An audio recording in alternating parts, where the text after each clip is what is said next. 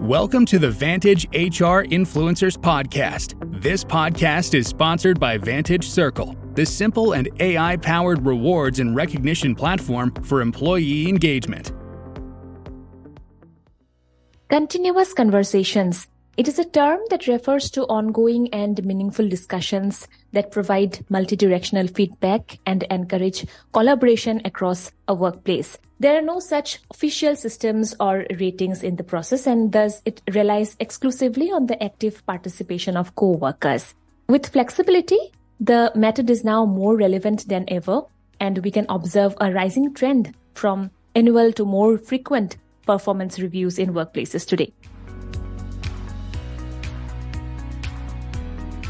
Hi everyone, I'm Sushmita, and in this episode we'll go deep down into the concept of continuous conversations, its ideal approach, benefits, and tips from the expert himself, Jason Lauritsen, who is a speaker, author, management trainer, and an employee engagement expert. Hi Jason, welcome to the show. Thanks for having me. I'm delighted to be here. So glad to have you with us today, Jason. So would you like to introduce yourself to our audience and let us know about the work that you do?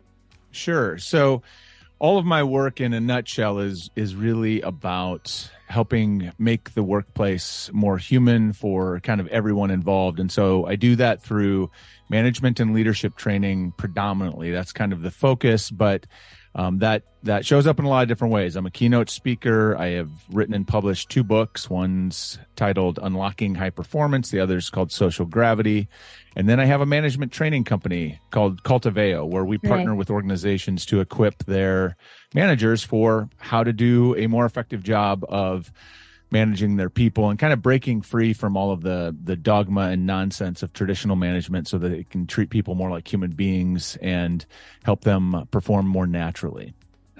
So as a keynote speaker, Jason, what is your approach to inspire new thinking and behavior in a workplace? Well, for me, over the last probably 20 years of my journey since I sort of entered the work of management and corporate, I spent 10 years as a corporate HR executive, and then I've been consulting and writing about this work, about kind of the relationship between people and their work for a long time. And what I've found often is that we need to be able to see things or look at things in a different way. And so that's really what I try to do, is I try to find a different model or a different, more effective way of looking at things in the workplace, or helping them make sense of it. So like, for example, one of the things that was really important in my work, I spent 3 years working for an HR technology company that had one of their products was like an employee survey platform, right? An engagement or satisfaction survey platform. And we used that platform as the research engine behind a bunch of best places to work programs across largely North America, but some global. And in that role, I got to look at a whole bunch of data every year. And our internal analysts would do a sort of a driver's analysis every year that would show, what are the things that are most directly driving employee engagement or keeping satisfaction high, driving retention. And the interesting thing is that every year over the course of my time there, and then I went back and looked at kind of the past data, there was these things that were always there. Things like feeling valued, trusted, appreciated, cared for, all of these core things that we hear in the conversation about employee engagement. And what hit me in that was that when you look at those things are all relational. Right. And when I started digging more, what I realized is that employees actually experience work more like a relationship than they do anything else. Now, employers often treat the work relationship like a contract to be enforced, right? That's how we have traditionally set it up. That's why we have, policies and performance appraisals and all of these things, is that the employer treats it like a contract to be enforced, whereas the employee just wants to be in a healthy relationship where they're valued and trusted and respected and accepted and appreciated and cared for. And so that's an example of how when I could bring forward and say, fundamentally, we need to rethink how we see work as a relationship, because that's how the employee experiences it. And if we can start designing and showing up in the experience to make it feel like a healthier relationship for employees, they will respond in a much more positive way. So that's an example of kind of bringing a different perspective to help people rethink how they show up in their work, because then that changes sort of everything that happens afterwards. Yeah. So when you talk about a relationship between employer and employee, there must be some kind of conversations, right? So we have taken up the topic in the same direction Absolutely. today, continuous conversation. So what do you actually mean when we say continuous conversation, apart from it being frequent, talks between employers or managers and employees? Sure. I mean, if you think about, this is the beauty of when we think about relationships, right? How do relationships develop? How do they form? How do they grow? They grow through conversations. Right. We don't and cannot build relationship without conversation. And so any kind of relationship without conversation, right? Right. And so when we say continuous conversation, I think it's really a matter of, like any relationship in our life, is that we have to be sort of in I'm going to say kind of mutually accountable kind of relationship where we're committed to several things. Like if you and I are in a relationship, whether it's a friendship or whether it's a business partnership or whether it's whatever it is, even if like with my wife, our relationship there, you have to be, in order for that relationship to be healthy, there's a couple of things that have to happen. I have to understand your expectations of me. True. And be committed to those things. I need you to know my expectations of you and be committed to trying to meet those. I need to understand, we need to sort of mutually understand each other's needs. We need to have a mechanism in place so when things are maybe not quite right, or if one of us is suffering, that we have a way to kind of respond to that. And the only way to do that is having a mechanism in place for sort of regular check-ins, right? And I think sometimes when we talk about conversation or continuous conversation, it gets a little hard because people think, how often should that be? How frequently? Who should be doing this? And the example or the metaphor that I would offer here that I found to be really helpful in my work, I talk about something called the cultivation mindset. And this was born out of, for me, growing up on a farm.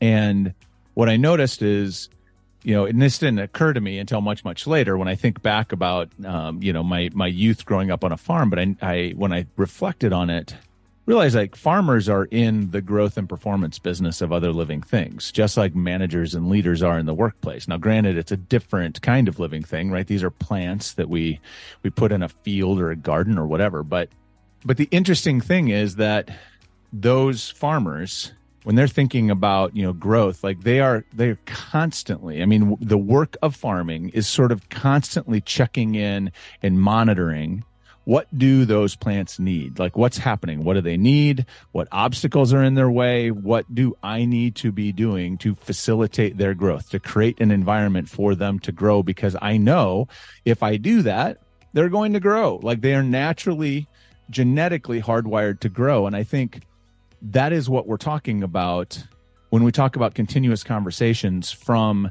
the employer perspective. Is it's continuously checking in with our employees. Like, what do they need? What obstacles are they facing? What needs are unmet? What are they struggling with? All of those different things. That is the work. And it's not about checking on them. It's checking in with them to understand those things so that we can enable their growth. Because I believe human beings, just like those plants that we plant in the seeds, those seeds we plant in the fields, are genetically hardwired for performance. Like every human wants to succeed when given the means and opportunity. Just oftentimes they are meeting obstacles or they have unmet needs. So that's when we talk about continuous conversation, that's what I believe it is. It's about really doing the work to check in so you can enable growth consistently over time. Yeah. So formerly, Jason, I believe that it was more about annual performance reviews and performance assessments. But I think after COVID, we have got a lot of flexibility in the workplace. And now we can also see rising, trend from annual to more frequent performance reviews, maybe quarterly or sometimes monthly. So what, according to you, how often should these conversations take place in the workplace? It's an excellent question. And what I'll say in advance is there's no perfect answer to this question, because in a lot of ways it depends on, just like it does, depending on what individual or the situation. It's just like with the farmer, it depends on what they plant in that field, the approach they're going to take. But as a general rule, what I would say almost always as managers, we are under communicating with our people, right? We're not having enough conversations, and it's not just the conversations. A check-in, at least by the way I define it, a check-in is having the conversations that matter with your people.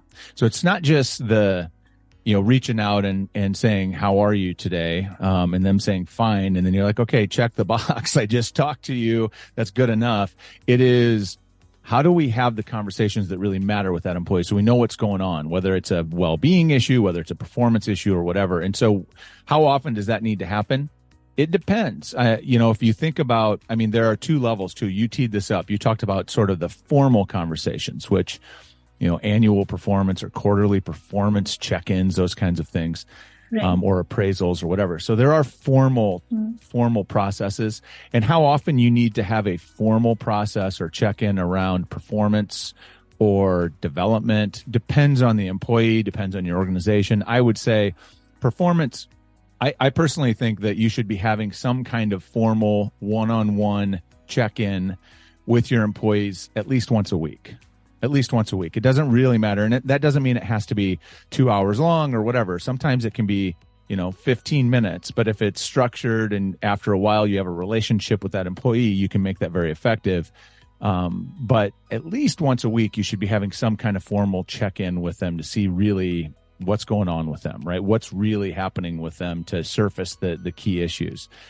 Past that, it's going to depend. New employees probably need more frequent conversations and check-ins than an employee who you've worked with and have a sustained relationship with. If you think about it, back to relationships, I have friends that are close friends that I've known for 20 or 30 years that I don't need to talk to them every week, right? I don't even need to talk to them every month. Sometimes we go months without talking, but that relationship is solid. And when we catch up, we drop right into the conversations that matter, right? And we can do that because of the relationship. Whereas if it's someone I just met and I'm trying to build a relationship with them, I probably need to be in contact with them a whole lot more. We need to have some more conversations, more frequent conversations. The kinds of things we talk about might be a little different. And so when you think about it through a relationship building lens, that helps kind of guide it. Like how many conversations or how often do you need to be in touch in order to build a stronger relationship with each employee?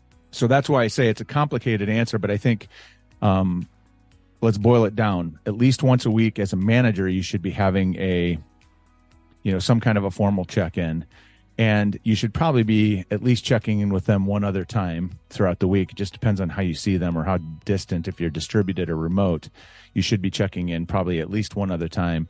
And then as an organization, if you're an HR leader, there's a lot of different ways you can be. The manager interaction, I think, is the most important, but now we have so many tools like pulse surveys or those kinds of things that are also part of the conversation, checking in, finding out what's going on, that you can use sort of as often as necessary. And that's a hard, again, I hate that. That's the classic annoying consultant answer. Like, well, it depends, or, it depends on your situation. But I think in this case, it's very true. Yeah. So do you think it is the responsibility only of the leader or the manager? Like, I think even the employees can, take the first step and, start a conversation, isn't it? Yeah. Yeah. There's no shortcut around the manager leader communication. Limitation. It's just that if that is not happening and healthy, you can't survey your way through that. There are no HR processes that fix that. So that's really an important place to focus, is really equipping those managers to be showing up in those conversations more effectively, giving them tools and giving them frameworks so that they can have those conversations, because that will transform things. When the managers can have the conversations that matter and they're checking in effectively, everything changes. Yeah. Also, as a manager, we probably don't consider employee engagement so often, but what we do care about is their experience, employee experience. So continuous conversations have a great impact on employees' daily experiences through their engagement. But clearly, it is important to have continuous conversations, not only from an engagement or experience point of view. So would you like to talk about the other benefits that, as it would be really helpful for our audience to decide why is it more, beneficial for the organization to undertake effectively? Yeah, that's a great point. And it is, for sure, you highlight experience is important, right? Because if employees aren't having the experience that they expect at work, that's what drives them to leave, right? That's the biggest driver of retention. So it's a big deal, really important. But I think equally important is when you are having these continuous conversations, when you are checking in effectively, one of the things that you will accomplish is you will create greater clarity. If you're doing this well, you create greater clarity with the employee about a whole range of things. And clarity is the rocket fuel of performance. When you're not seeing the kind of performance you want in your team, in your organization, it always starts with clarity. I always say from my experience over the last probably 20 or 25 years in coaching managers and leaders around and through performance challenges with their teams and organizations, I would say that about 80, and this is not scientific, just from my experience, but I would say probably 80 to 85% of the time, the root cause is a lack of clarity about what's expected, whether that be about what, the specific performance outcomes or the how, right? The behavioral outcomes. It's a lack of clarity about maybe I'm clear about what's expected, but I'm not getting the kind of feedback I need. Maybe it's, there's all kinds of places that a lack of clarity about what my career path looks like or what my opportunities are or how I'm being developed, if I'm being developed, all of those things. A lack of clarity, when there's a lack of clarity, that creates uncertainty. And when we have uncertainty, that undermines the relationship because uncertainty allows our minds to start writing the story because we fill in details when we're uncertain. If we don't know what's going on, we write a story about what's going on, and we're very creative in that. And so when we write those stories, when the employees are given the opportunity to write those stories, the organization always loses. The manager and the team always loses, right? Because those are not usually great stories. And so like if I don't know, for example, if I don't know what if I am secure in my job, maybe I'm hearing rumblings about layoffs or I'm hearing rumblings about things and nobody's talking to me about my job or about what's going on, then I'm probably just going to assume that maybe I'm going to get laid off, right? That doesn't lead to a good place. That leads me to start looking for jobs. That leads me to start feeling disengaged or afraid. And none of that is great for performance. So continuous conversations, and in our training, we actually teach several specific processes, and we have some specific tools that help people with this. So like we have a tool called a clarity check-in, which is one of these conversations. Doesn't have to be a long conversation. It depends on the nature of it, but it helps the manager and the employee align around their most important priorities, performance priorities, to make sure there's alignment, because when they're aligned and the employee knows what to do, more often than not, then they're going to focus on that. We have something called a performance check-in, which is about feedback, making sure they're clear about how they're doing. All of those things, when you get really skilled and you get managers skilled at this, like you remove a lot of the uncertainty and lack of clarity that undermines performance and leads to turnover and that sort of thing. And so I'd say that's probably the biggest benefit, in addition to creating an experience that feels better for the employee, is that clarity is like I said, rocket fuel to performance. Really important. Yeah.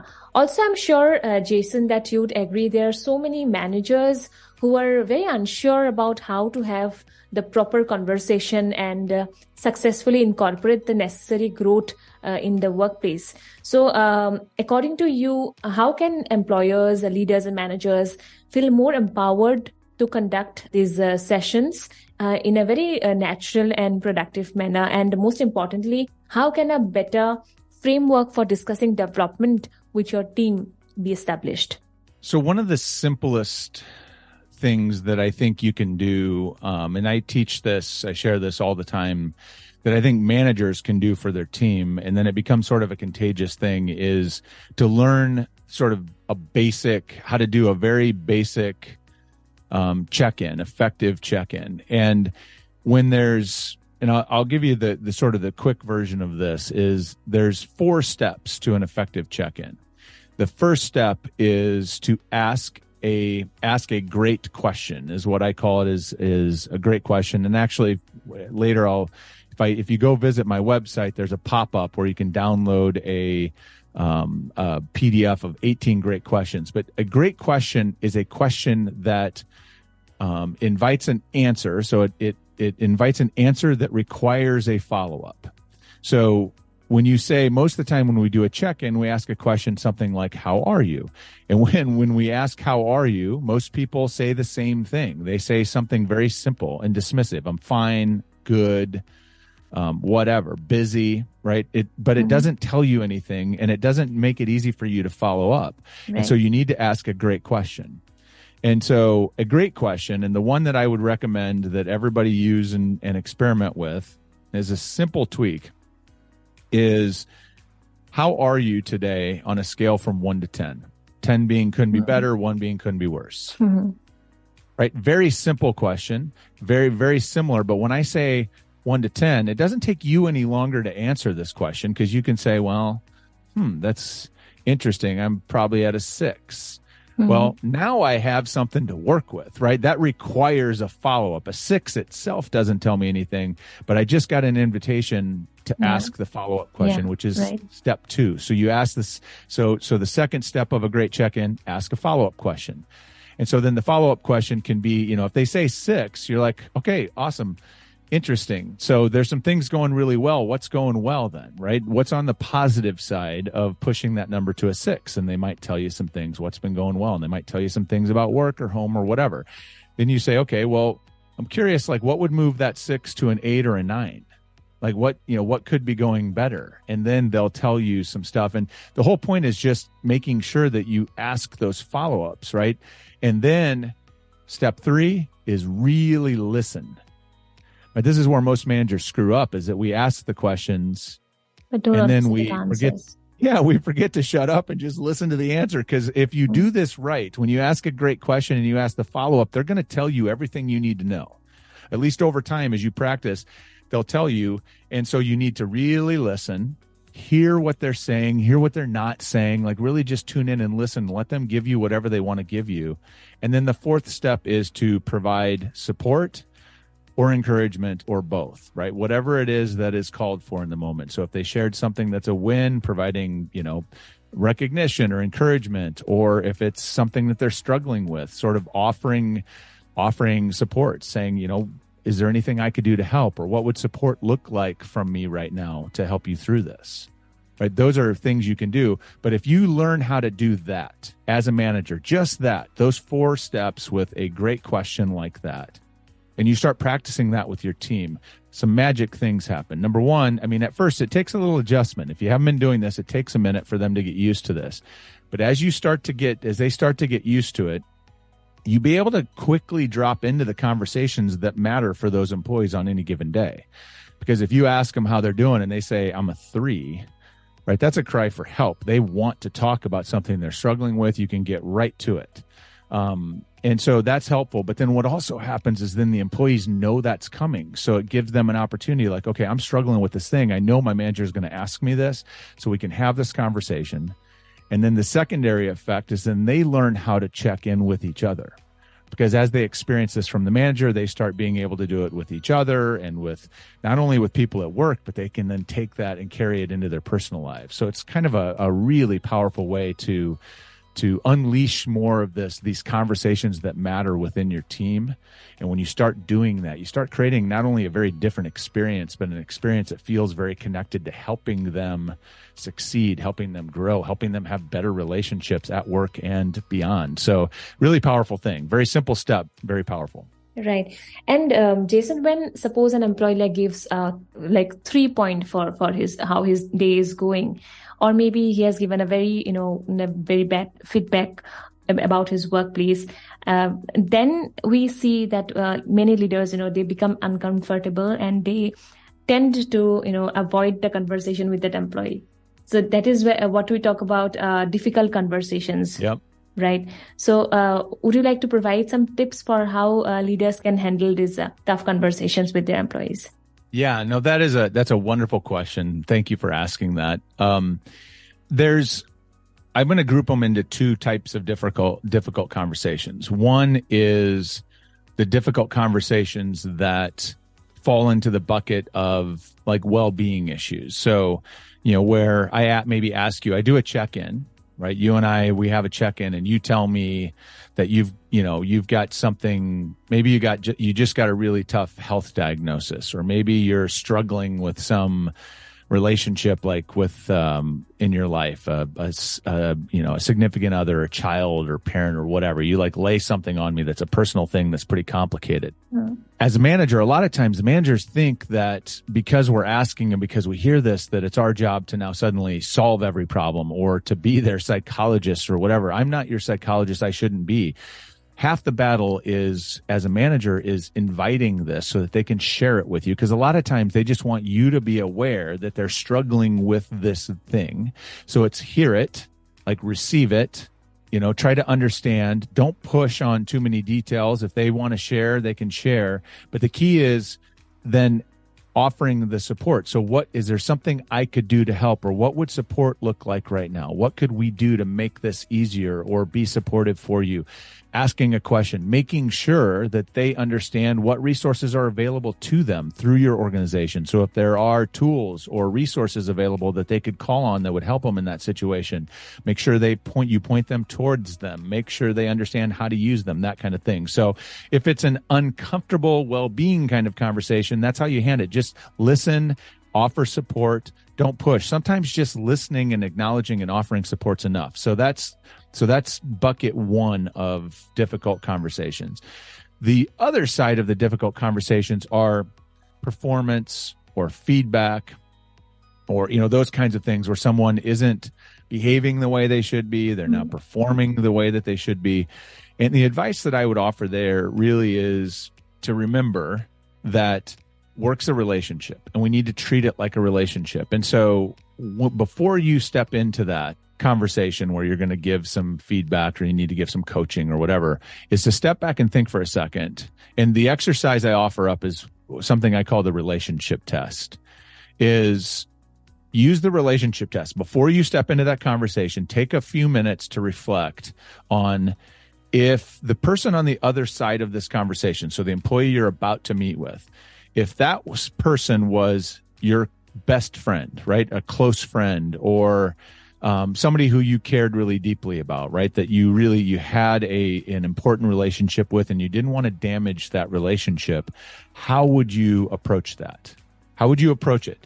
What would you do? And I think oftentimes when you use that relationship test, you just pause for a second, think about it. You realize, well, if that was my best friend on the other side of this, the first thing I would probably do is I would say something. I would start out by kind of reinforcing the relationship. Like, it's really important to me that you're successful and that I support you. My job is to support you in being successful.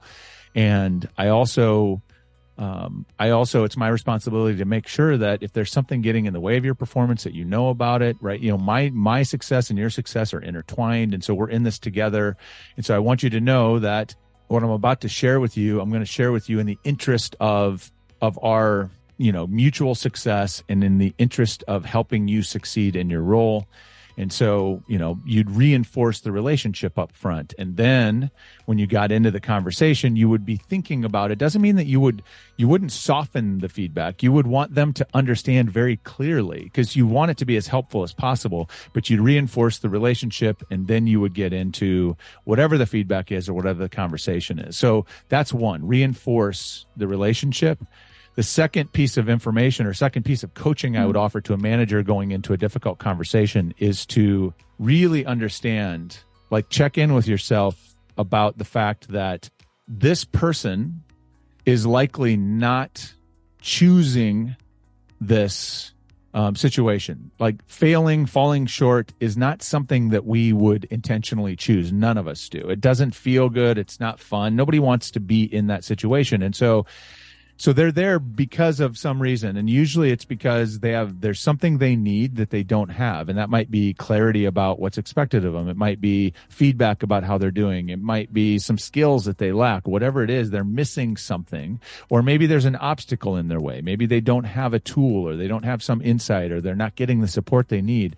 But if you approach it from a standpoint of saying, like, let's together figure out what's going on so that we can address that issue, as opposed to what so often happens is a manager steps into that conversation thinking, I have to figure out what's wrong with this employee so that I can fix it. Right? And nobody wants to be fixed. That doesn't feel very good. So you step into it as a manager instead thinking, okay, there's something going on that's getting in the way of this employee being successful, which is what they would choose to do. So let's figure that out together so that then we can take steps to correct it. That feels completely different to the employee. So that would be how I would encourage people to think about difficult conversations. Yes, thank you so much for putting your insights forward today, Jason. So quickly wrapping up, would like to know how our listeners can reach out to you. Sure. Well, there's a few ways. The most direct way is I'll give you my website and my email. My website is jasonlauritsen.com, which is JasonLauritsen.com, and then jason@jasonlauritsen.com is my email. You can also search for me on LinkedIn. I'm on LinkedIn quite a bit, so if you want to connect there, I'm always happy to connect. I share a bunch of content there. If you visit my website, you'll be invited to sign up for my email list. You can download that 18 Great Questions PDF, and then I'll send you out some free content weekly. So lots of ways to get in touch. It was wonderful to talk to you today, and a lot more to learn from you. So we hope to meet soon again. Thank you for your time. Thanks for the invitation. Thanks for listening to the Vantage HR Influencers Podcast. Please do subscribe to Vantage HR Influencers Podcast on Apple Podcast, Spotify, and our YouTube channel for new episodes.